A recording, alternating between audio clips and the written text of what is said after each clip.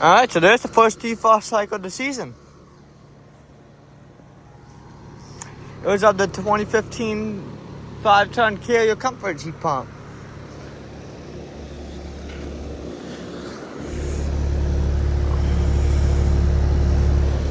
It's 41 degrees outside, and it's 95% humidity.